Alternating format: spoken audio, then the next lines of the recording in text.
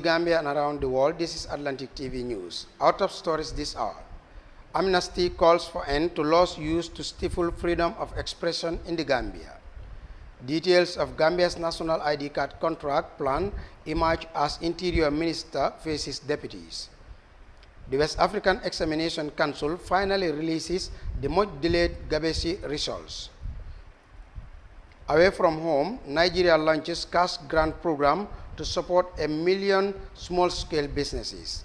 And Burundi used discarded oxen bones to make chicken feeds. These and much more coming ahead with me, Alagie Mbye. Many thanks for joining us. Amnesty International has expressed concern about the continuous use of vague criminal legal provisions to stifle freedom of expression in the Gambia, and called on the Gambia government to drop all charges against journalist Musa Sharif and Mamadou Justice Dabo. The two were arrested for reporting that the president plans to quit as President Barrow tells UN conference Gambia is a bastion of press freedom. Mamadou Dabo wrote an article published recently in the Voice newspaper claiming that President Adama Barrow was working on an exit plan ahead of the 2026 election. The article's headline claimed that Barrow had chosen businessman Mohamed Jah as his successor. Lawyers for the president swiftly threatened legal action against the newspaper, calling the claims defamatory and completely outrageous and untrue. Police arrested Dabo and the newspaper editor Musa Sharif. The two have since been charged with false publication and broadcasting. The charges stemmed from an article which allegedly contains misleading information intended to cause public alarm.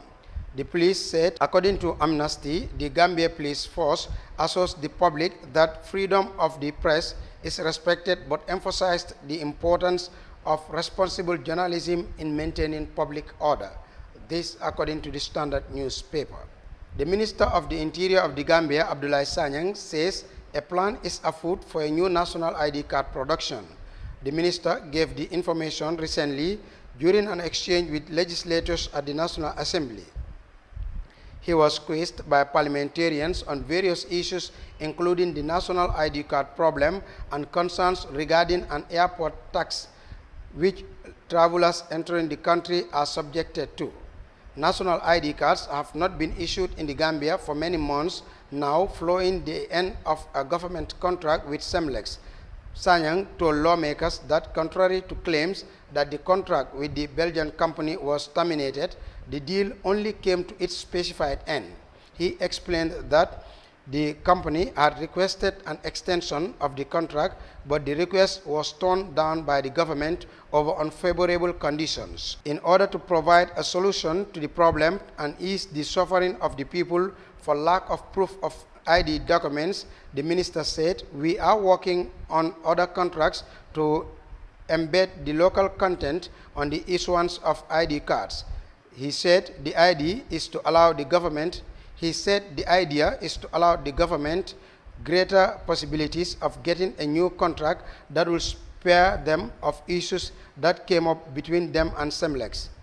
The UN Economic Commission for Africa is helping the Gambia government to implement a national digital ID system, DIDS, the strategy of which was detailed in a report last year. The government this year entered into an agreement with big data analytics company Preside to support the digitalization transformation efforts through the issuance of digital ID cards.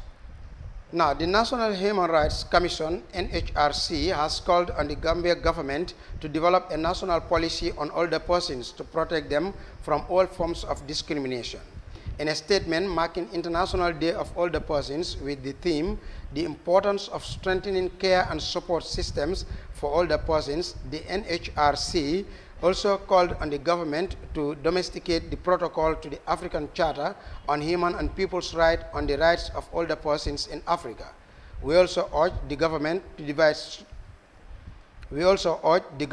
devise strategies to actively engage older persons in national development initiatives and discourses, and ensure financial security and access to essential services for older persons, including expanding pension and health care.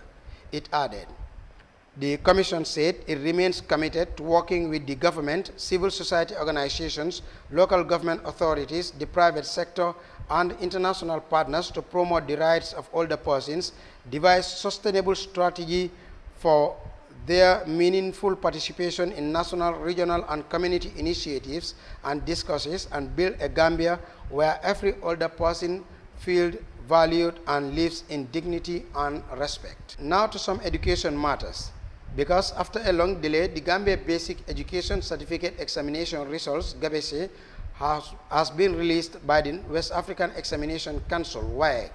An official at the Ministry of Basic and Secondary Education confirmed to the Standard newspaper. The source said the results arrived at the ministry Tuesday and may have already been released to the schools too. However, according to the official, MOPSI will only make a formal announcement of the results during a press conference at the ministry's conference hall, where a detailed explanations of the results will be made. News of the release of the results came after a long period of delay, prompting speculations and complaints by parents waiting to enroll their children to senior secondary school. A fire outbreak has destroyed 9 shops at the Birkama market in the West Coast region. The inferno burnt down the shops to ashes, leaving the affected vendors with nothing. The fire is believed to have started from one of the shops, quickly engulfing the entire building. Despite a swift response from people who tried to rescue items from the raging fire, the entire materials were lost to the blaze. Some of the affected vendors said they lost everything to the inferno, including some cash. Eyewitnesses described the scene as devastating, as they couldn't rescue anything from the shops. Despite the huge loss, the affected vendors thanked the people for putting out the fire.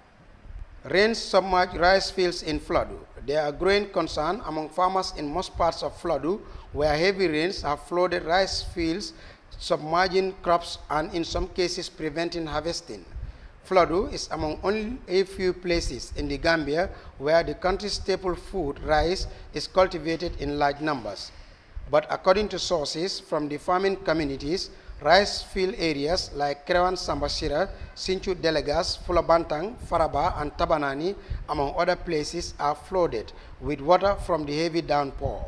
In most of these places, our source said farmers have just transplanted their rice and run the risk of destruction from the marauding water. One of the affected fields is Maru Farm, a private cultivation site being developed for experiencing rice varieties for large-scale production in Pachar village. There, the rice is ripe and already for harvesting, but all their efforts at draining the water failed as more water rushes to replace the quantities pumped out. The National Assembly member for the area, Jibimbalo, said he was alerted to the situation, which he called an emergency. What I saw is pathetic because farmers are in huge distress with their rice fields underwater. We are urgently calling on the intervention of government to help avert the destruction of the crops by helping the construction of a dike or canal to divert the water elsewhere, or to reservoirs where it can be reused for agricultural purposes.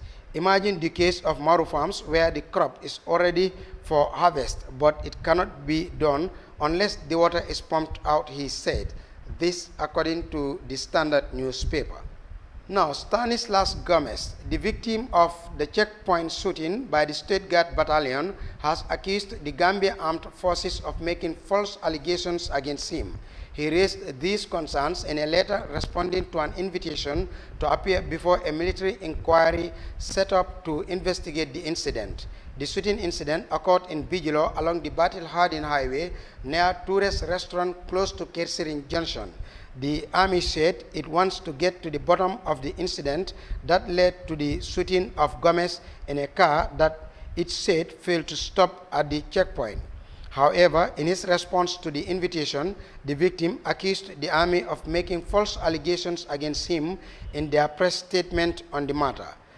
The Gambia Army spokesman on a local TV news made and repeated false and malicious allegations against us, seemingly to tarnish our image and cover up the unprofessional and life-threatening action of your personnel, which resulted in Stanislas Gomez being shot, the witness said in his letter of response. Gomez and other witnesses said they would only appear before the military panel with their lawyers and National Human Rights Commissions. They also queried the inclusion of a man in the list of witnesses invited to appear, saying they do not know him and he is not involved in the incident, according to the Standard newspaper. Former head of Internal Audit Department at the Kanifing Municipal Council, Basiru Mbye, has told the Local Government Commission of Inquiry that the Internal Audit Department is not given its due.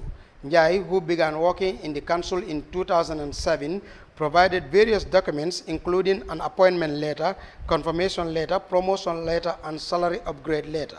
However, he rubbished claims that he was merely overseeing the position, saying he was the most senior person in the audit department after the departure of the former director, Ibrahim Fofana.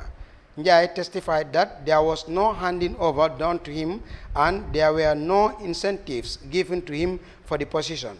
He maintained that the department had a vehicle during Fofana's tenure, but it was taken away when he left, which made things difficult for them. The department, he added, had 15 markets to investigate and faced difficulties in producing reports, adding that he paid fares for staff to go to fields and markets to ensure the reports were available. He therefore affirmed that the environment was not favorable for them as auditors. He stated that the Internal Audit Department was far from the main council office as it was located at Kanifing along the hospital road.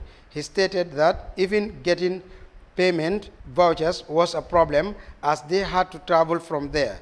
We have to look for lift or other means rather, like bicycles or to sit behind riders, referring to motorbikes in this case, to make sure we get to the office.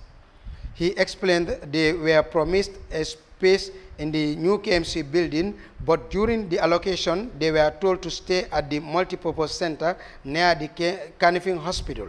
He said he forcefully occupied an office and refused to vacate despite the demands that he should. He claimed that the internal audit is not respected and he was labeled as a problem maker. He also provided the Commission with many documents pertaining to a host of issues. Now, to some community development issues, because the Costa Road market in the West Coast region is one of the country's busiest markets, but the frail image of the market, characterized by poor infrastructure and lack of sanitary facilities, is a cause of concern for vendors. In an interview with Atlantic TV's Samba Job, one of the vendors, Halimatu Sise, lamented the lack of toilets and potable water at the market. This, she added, is the biggest challenge they are grappling with. Amid all the difficulties, their only alternatives when they want to use the toilet is to visit a nearby petrol station where they pay $10 or other compounds in the neighborhood. Sise is appealing for government, the municipal council, and other philanthropists to come to their aid. Here is an excerpt. Well, the difficulties more is about the toilet facilities. We don't have any toilet in the market, and also the road. There is a lot of, let me say, the place is not very maintenance. As you can see where we are selling. Yes. But every day it seems like you guys are paying duty.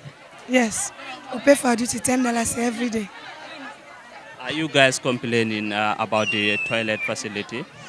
Well, like for us, we are foreigners and we don't know anywhere to go and complain about it. But all I can say now that I have the opportunity that you guys have met us, I will only say that if there is a way they can help us for toilet facility, it will be good. And also like the water, there is no tap around there, unless we go down at this place to fetch water. And you guys are doing that every day? Yes, we pay. We even pay for the water every day, $10. Even though the distance is still far. Okay, thank you. Welcome. This is Atlantic TV News. We'll be back with news from outside the Gambia right after this short break. Stay with us. Atlantic Media Company. Follow us on Facebook at Atlantic TV The Gambia, on YouTube at Atlantic TV Gambia, on TikTok Atlantic.tv.gambia. Follow our music platform on Facebook at Atlantic TV Music Platform Entertainment. Welcome back. In the internationals, Nigeria launches cash grant program to support small-scale businesses. The program targets businesses with annual revenue below $3,000, offering each around $30.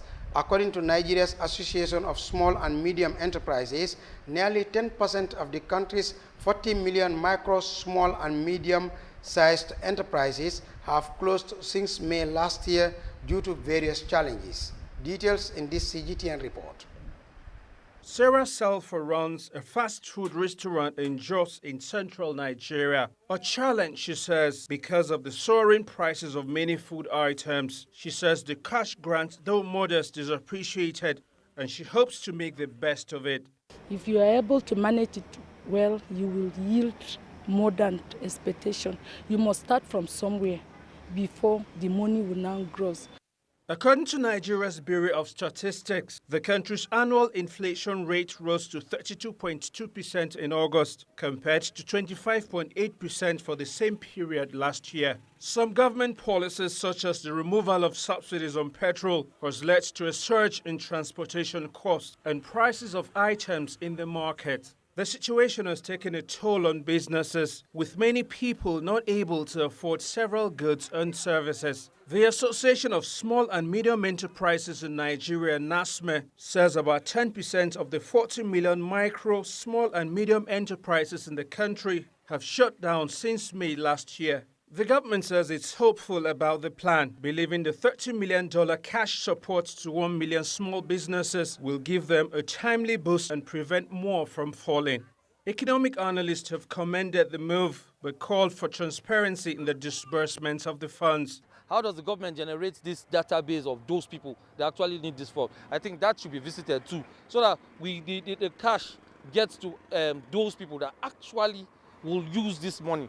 The government says it is ensuring transparency in the process and that the country's Small and Medium Enterprises Development Agency, SMEDAN, is liaising with state governments to identify eligible beneficiaries through a transparent technology-based system. SMEDAN says so far the grant has been disbursed in 14 out of the 36 states in the country, with a promise to ensure businesses in each state of the Federation benefit from the initiative. The government says it has also commenced repairs on its dysfunctional refineries, with 3 of them projected to resume local refining of petroleum products between this year and next. That's projected to reduce reliance on imports, thereby enabling more businesses like that of Sarah Selfa to grow.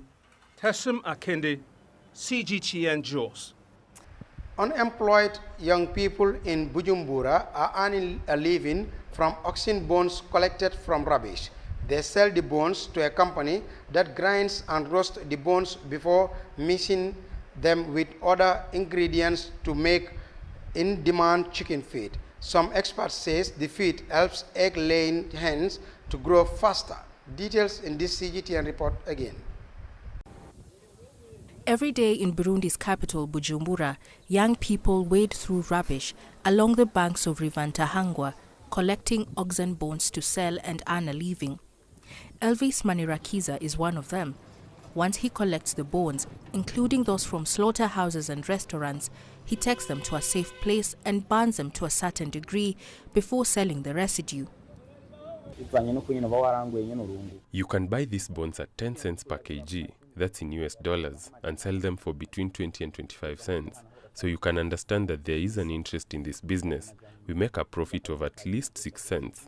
If we can then sell 1 ton, that's good money. But since collecting the bones is difficult, we can only deliver once a week, and that's a maximum of at least 500 kilograms. This kind of work has enabled him to fend for his family, and it has earned him enough money to even purchase a piece of land. He has since started construction work. Elvis sells his bones to a mill in the industrial district of the capital. The crushing mill, which grinds the roasted bones and mixes them with other ingredients, has expanded due to high demand. At the mill, we only take grilled bones that contain no dirt, that have been burnt in a safe place and grilled very well until the fire extinguishes itself. That's why you see them all black and dry.